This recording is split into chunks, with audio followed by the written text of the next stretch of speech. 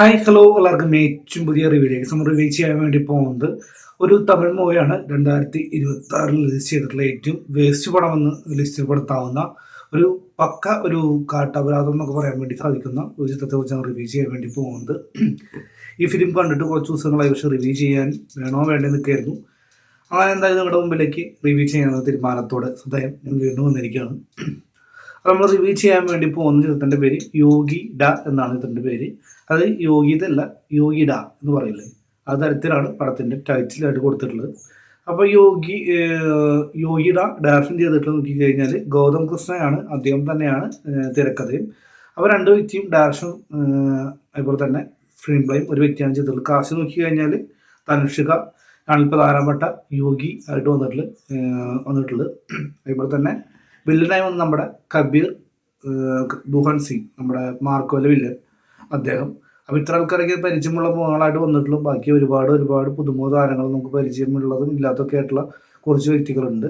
ഇതിൽ കൂടിയുള്ള ഫേസ് നോക്കി നമ്മുടെ ജോമോൻ്റെ സുവിശേഷങ്ങൾ എന്ന് പറയുന്ന മലയാള ചിത്രത്തിൽ ഐശ്വര്യ രാജേഷിന് അച്ഛനായിട്ട് വന്നിട്ടുള്ള വ്യക്തിയുണ്ട്. തമിഴ്നാട്ടിൽ നോക്കി കഴിഞ്ഞാൽ മുകേഷിൻ്റെ കൂട്ടുകാരനായിട്ട് ആ വ്യക്തി ഒരു പോലീസുകാരൻ്റെ റോള് ചെയ്യുന്നുണ്ട്. അതൊക്കെയാണ് അടുത്തതായി കണ്ടിട്ടുള്ള ഒരു ഫേസ് ആയിട്ട് എനിക്ക് ഓർമ്മയായിട്ട് വന്നിട്ടുള്ളത്. ബാക്കിയൊക്കെ പുതുമുഖ ഫേസും പരിചയമില്ലാത്ത ഒരുപാട് താരങ്ങളൊക്കെയാണ് വന്നിട്ടുള്ളത്.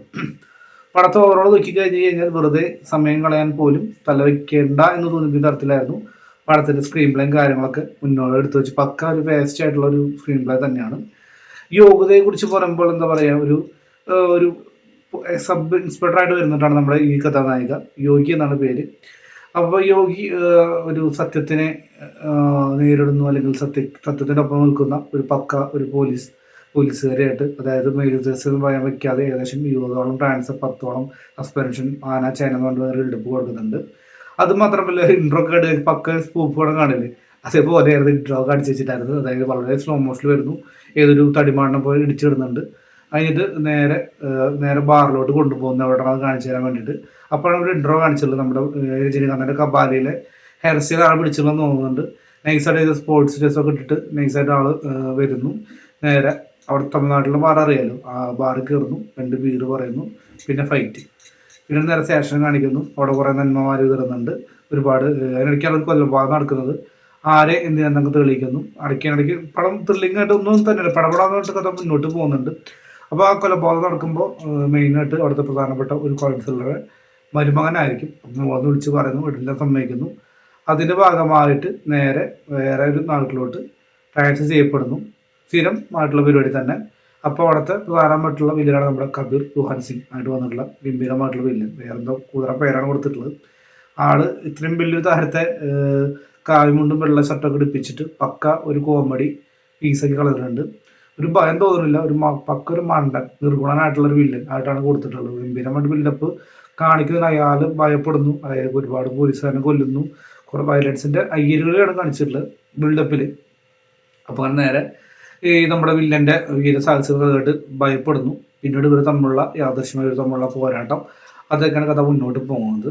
ഒരു സോഷ്യൽ ഇവൻറ്റ് കാര്യങ്ങളൊക്കെ കൊടുക്കണം നോക്കി കഴിഞ്ഞാൽ സ്ത്രീകൾക്കെതിരെയുള്ള അതിക്രമങ്ങൾ കാര്യങ്ങളൊക്കെ ഇത് കാണിക്കുന്നുണ്ട്. ഒരു പോലീസുകാരായി പോലും അതിക്രമം ചെയ്യപ്പെടുന്നു പറഞ്ഞിട്ട് കാണിച്ചിട്ടുള്ളത്. അതായത് പുരുഷനെ ഇതിലൊരു നെഗറ്റീവ് ഷെയ്ഡായിട്ട് കാണിക്കുന്നുണ്ട് പല ഭാഗത്തും. അതായത് വില്ലൻ്റെ ഭാഗമാണ് ഞാൻ പറഞ്ഞിട്ടുണ്ടാകുന്നത്. അതുപോലെ നായിക മാത്രമുള്ള, അല്ലെങ്കിൽ ഒരു പെണ്ണ് വിചാരിച്ചു കഴിഞ്ഞാൽ പലതും മാറ്റം കൊണ്ടുവരാമെന്നൊക്കെ പറഞ്ഞിട്ട് വലിയ സംഭവിക്കാണ് കൊണ്ടുവരാൻ ശ്രമിച്ചിട്ടുള്ളത്. ലാസ്റ്റ് പ്രൊമോഷനോട് കൂടിയിട്ട് നമ്മുടെ യോഗ്യത മേഡം സർവീസ് ഭരണം മുന്നോട്ട് തുടർന്നതാണ് പടം അവസാനിച്ചിട്ടുള്ളത്. ഞാൻ പറഞ്ഞില്ല, പടത്തിൽ നെഗറ്റീവ് മാത്രം പറയാനുള്ളൂ. അതായത് ഓവറോൾ നോക്കി കഴിഞ്ഞാൽ ഡയറക്ഷൻ പക്ക പോരായിരുന്നു. ഇടയ്ക്ക് കളർ ഗ്രേഡിങ് മാറി വരുന്നുണ്ടായിരുന്നു. അതുപോലെ എഡിറ്റിംഗ് ഡിപ്പാർട്ട്മെൻറ്റൊക്കെ എന്തിനെന്ന് ചോദിച്ചു പോകുന്നു, ഉറങ്ങാനും തോന്നുന്നുണ്ട്.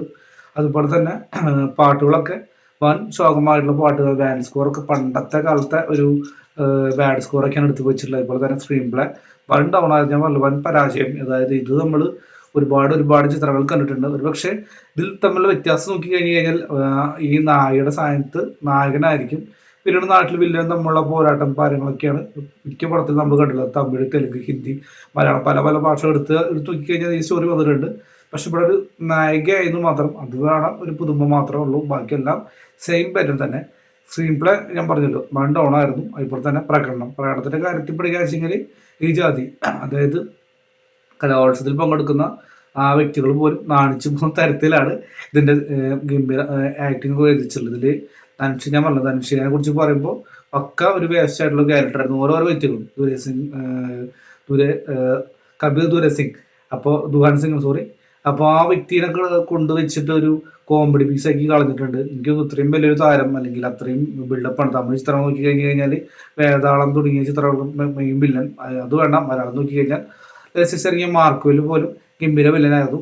പക്ഷേ തമിഴ് പടത്തിലോട്ട് വന്നു കഴിഞ്ഞ് കഴിഞ്ഞാൽ എന്താണോ തമിഴ്നാട്ടിൽ ഇത്രയും വലിയ താരങ്ങളൊന്നും അംഗീകരിക്കില്ല എന്നുണ്ട്. എന്താ ഇവർ സ്റ്റോറി കേൾക്കുന്ന തോന്നുന്നു ഇത്രയും വലിയൊരു താരമൊക്കെ പക്ക ഒരു എന്താ പറയുക വേസ്റ്റ് ആയിട്ടൊരു ക്യാരക്ടർ, ഒരു കോമാളി പീസ് ഒക്കെ ചെയ്യുമ്പോൾ സത്യം സങ്കടമായിട്ടുള്ള കാര്യമാണ്. കാരണം ആ മാർക്കോലൊക്കെ ആ മാതിരി ബിൽഡപ്പാണ് പടത്തിൽ കൊടുത്തിട്ടുള്ളത്. മാർക്ക് കഴിഞ്ഞതോടെ കിട്ടു, പക്ഷെ എങ്കിൽ പോലും അത്രയും ഒരു ഫാൻ ബൈസ് അല്ലെങ്കിൽ ആ വില്ലൻ്റെ ഒരു പവർ അവർ കാണിച്ചിട്ടുണ്ടായിരുന്നു. പക്ഷെ ബാക്കി എല്ലാ പടത്തിലും ഇതേ തലം വയ്ക്കുന്നതൊക്കെ ഒരു കോമഡി പീസാക്കി വെറുതെ ഒരു വേസ്റ്റ് വില്ലനാക്കി കളയുന്ന പല പല തരത്തിലും ഞാൻ കണ്ടിട്ടുണ്ട്. അപ്പോൾ അതൊന്നും മാറ്റേണ്ട സമയം അതിക്രമിച്ച് കഴിഞ്ഞിരിക്കുന്നു. അതായത് തൻ്റെ നാട്ടിലുള്ള വ്യക്തികൾക്ക് മാത്രമല്ല മികച്ച റോൾ കൊടുക്കുക എന്നുള്ള ചിന്താഗതി കൊണ്ട് അല്ലെങ്കിൽ ചെയ്യുള്ളൂ എന്നൊക്കെ. അതുകൊണ്ടായിരിക്കും അന്യ ഭാഷയിൽ നിന്നൊക്കെ നടന്മാരെ കൊണ്ടുവരുന്നതൊക്കെ ആയിട്ട്. എന്തായാലും വേണ്ടിയിരുന്നില്ല. ബാക്കി എല്ലാ ഓവറോൾ നോക്കി ബാക്കി എല്ലാ പോലീസുകാരും ഗംഭീരമായിട്ടുള്ള വെറുപ്പിൽ തന്നെയായിരുന്നു. എന്തിനു വേണ്ടി ചോദിക്കുന്നുണ്ട്. അതേപോലെ തന്നെ മിക്ക പടത്തിൽ നമ്മളെ പോലീസുകാരനായിട്ട് പോക്കിരി, അതുപോലെ തന്നെ വേട്ടക്കാരൻ പടത്തിലൊക്കെ പോലീസുകാരനായിട്ട് വരുന്ന വ്യക്തിയുണ്ട്. അപ്പോൾ ആ വ്യക്തിയിൽ റോൾ ചെയ്തിട്ടുണ്ട്, മന്ത്രിയായിട്ടാണ് വന്നിട്ടുള്ളത്. അത് അനാവശ്യമായിട്ടുള്ള റോളായിരുന്നു. അവിടെ നിന്നൊക്കെ എനിക്കത് ആരംഭിച്ചിട്ടുള്ളൂ. കാരണം ഒരു ഇമോഷണലായിട്ടൊന്നും കണക്ട് ആവണമെന്നില്ല. ഇതിലൊരു ഇൻസിഡന്റ് നടക്കുമ്പോൾ നായിക കിടന്ന് കരയുന്നുണ്ട്. ഒട്ടും തന്നെ പ്രേക്ഷകരും ആ നായകയുടെ ഒപ്പം കിടന്ന് കരയാണെന്ന് പറഞ്ഞ് വാശി പിടിക്കുന്ന പോലെയാണ് കിടന്നുള്ള കരച്ചിൽ. കോടതിയിലൊക്കെ ഗംഭീരമായിട്ടുള്ള അതിക്രമം, നിയമവ്യവസ്ഥകളൊക്കെ മാറി മറയുന്ന ഒരു അവസ്ഥ അതൊക്കെയാണ് കാണിച്ചിട്ടുള്ളത്. തെളിവുകളാണ് പ്രാധാന്യം എന്ന് പറഞ്ഞിട്ട്. അതുപോലെ തന്നെ രാഷ്ട്രീയക്കാരൻ ആര് വേണമെങ്കിലും വിലക്കെടുക്കുന്ന ചിന്താഗതി അതൊക്കെ പറഞ്ഞു പോകുന്നുണ്ട്. അതായത് ആളൊരു പൊളിറ്റിക്സ് ആണെന്ന് പടത്തിൽ പറഞ്ഞു വെച്ചിട്ടുള്ളത്.